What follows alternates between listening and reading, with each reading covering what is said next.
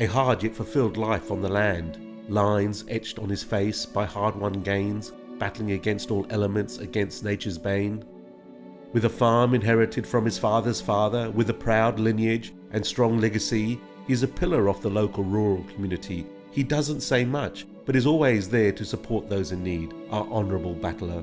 A harsh Australian outback, a parched corner of the land, in search of futile rain, in constant yearning, in constant pain.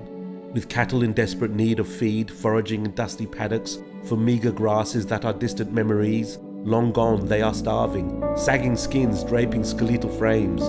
Disease takes hold, too late they can't be sold, no option left but culling stock, too late to remake his lot.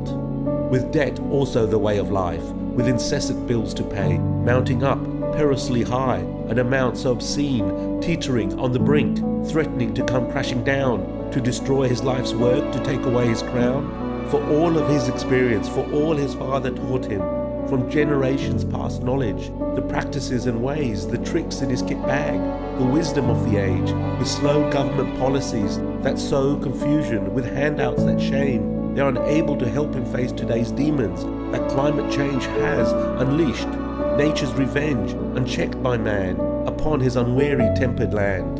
And now his facade is slipping, his belief system is faltering, the pressure continues building, his failings are exposed. This strong and unfailing farmer has to grudgingly turn to face the truth, a truth that he has tried desperately to stow, that the master of his surroundings, one that he has shaped with his own two bare hands, that represents his essence, his being, that represents his soul, well, that world, that his world is slipping through his fingers, is inexorably crumbling, disintegrating, turning to dust.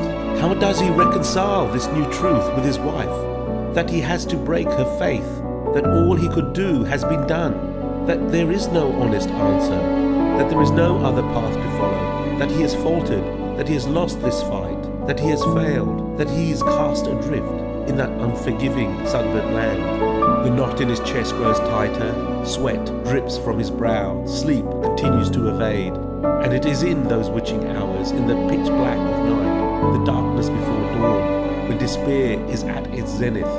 With innermost fears brutally exposed, ominous rumblings become louder, his thoughts turn to something wretched, dreadful whisperings surround him, often final escape from his onslaught. He dismisses it in a second, but yet there is a slight delay, but yet it sits there just below the surface, lurking, festering, welcoming, enticing him, seducing him, growing at the edges, biding its time, waiting, offering its warm, intoxicating embrace, the final resolution, the bringer of peace, the harbinger of rest, to be rid of his anguish, to take all his troubles away. Our dear stoic farmer, so unwittingly close to his own demise, pondering his potential options that he dare not speak out loud because of his pride.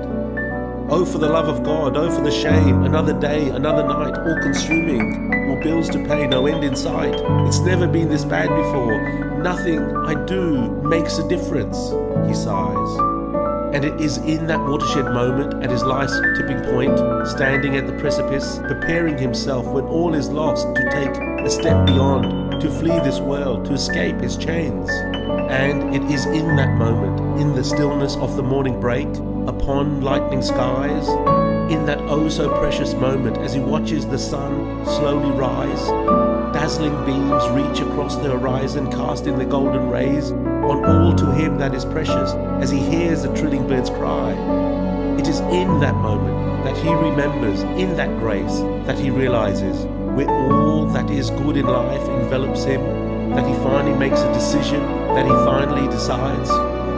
With great strength and ultimate resolve, with all his character, with love in his eyes, of a shared history, of tears, of laughter, of pain and surprise, a lifetime in its making, against all his training, that a man must follow his code, with a never-seen-before openness, with pride exposed to the elements, laying down his shame. Finally, he turns to his wife.